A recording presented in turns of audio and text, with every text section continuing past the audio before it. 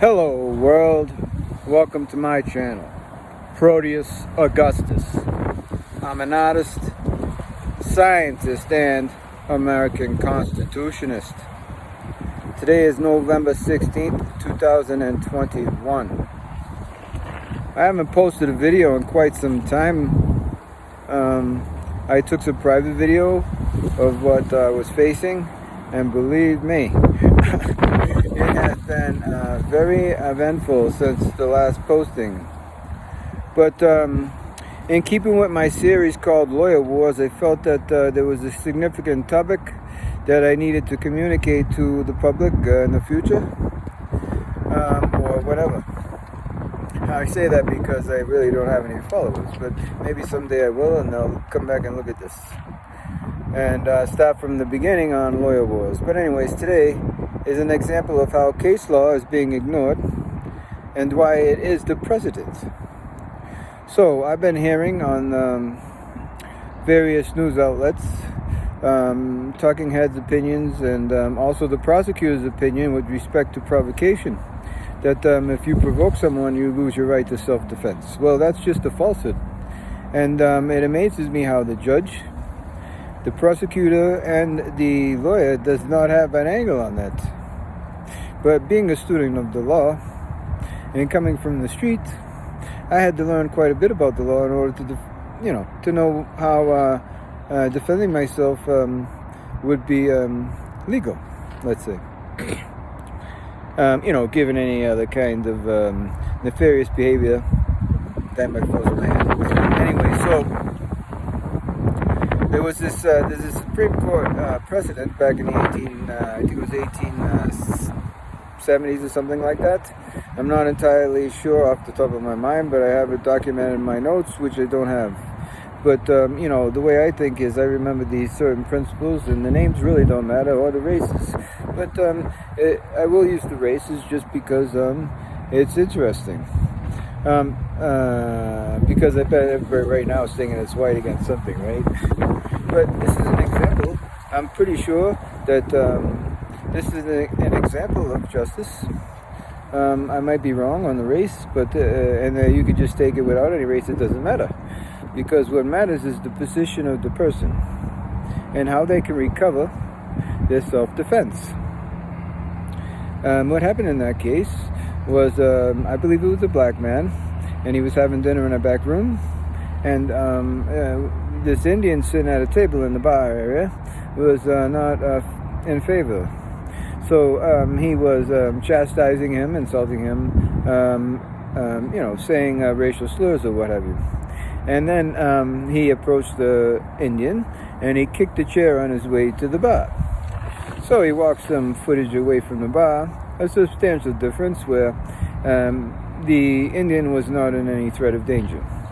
Now, it's important to tell you that the black man had a firearm, and the Indian had a knife.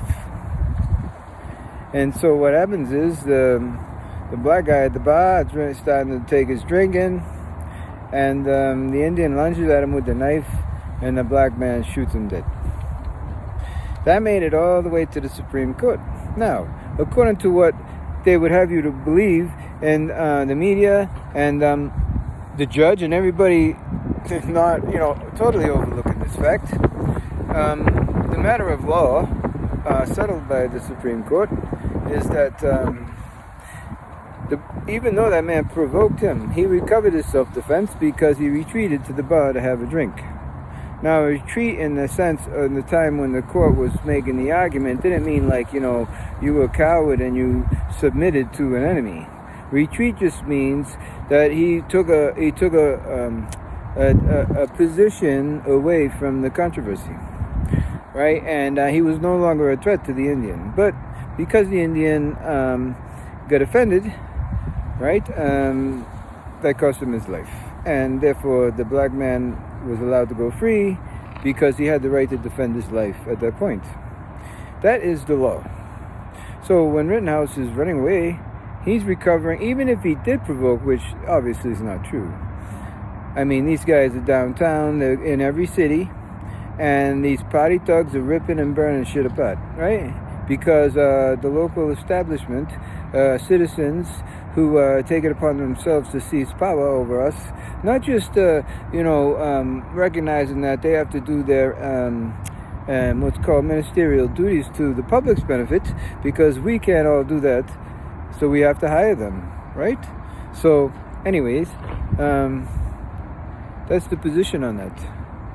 And there's no denying that, and perhaps they should have went into fine law and got that case, because I don't have my notes. I probably could, but I assure you, if you go to the U.S. Supreme Court, I don't know how their search engines work in this way, but if you put, you're not going to know the name, I don't remember, but I'm just telling you, if you call up by a subject search on certain search engines, it'll bring up cases for you, whether it's the Supreme Court of the United States online website or, FindLaw.com.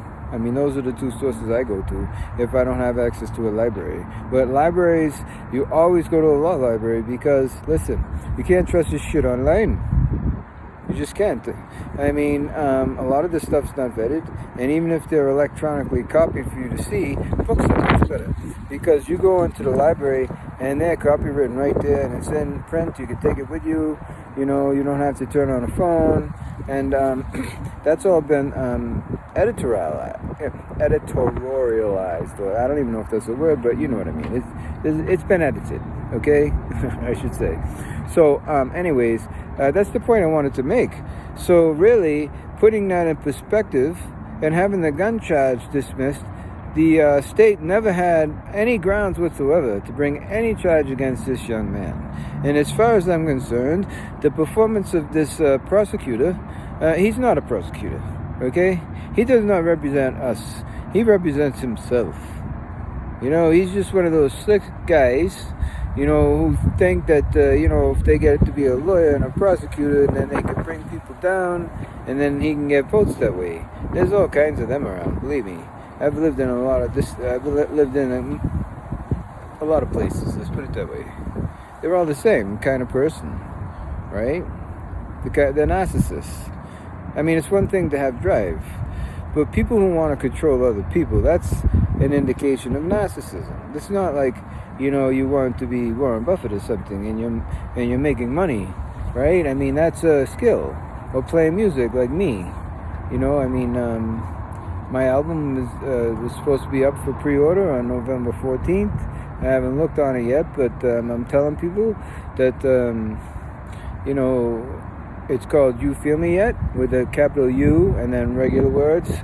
And I'd appreciate you listening to it, and if you really want to help me out, I could use the purchase, because, I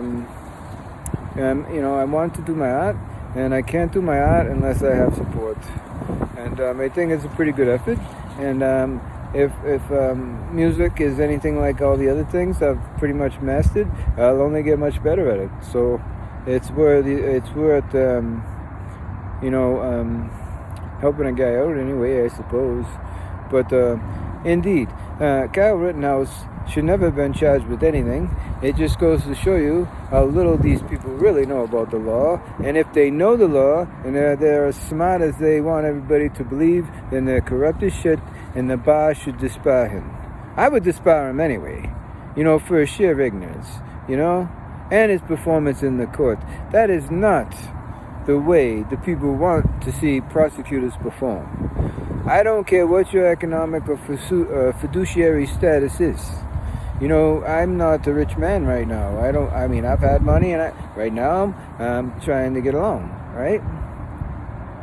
But that's not a prerequisite to being a victim of a crime.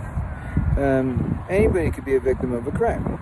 And by that, I don't mean that, even if you take the guy down, you're still a victim of a crime as if it's self-defense. So Rittenhouse was really a victim of a crime as well. So really what you have to understand is that, number one, he went to a place to help someone, and he has the right to bear arms under the Constitution of the United States for that exact purpose, to defend himself against these fucking marauding mob thugs, and a lot of them are party people. You know, so they got their own party. Whatever you want to fucking call them. They were allowed to get along with that. And they're not being brought to justice. Right? So who was the aggressor here? Oh, no. Rittenhouse was the victim by these thugs. And he was also a victim by this prosecutor. You know, bringing it to a grand jury or not, the judge should have threw it out. So he's also a victim of a judge. I would have fucking thrown them out on their motherfucking ears. That's what I would have fucking done if I was a judge. They're just not real students. They learn as they go along. They don't explore their craft and get deep into it. Or they just think that, you know, the local state law is what matters. But that's not true. Anyways, well, that's what I wanted to say. And I'd appreciate if you guys look up You Feel Me Yet with the big U. And everybody have a good evening.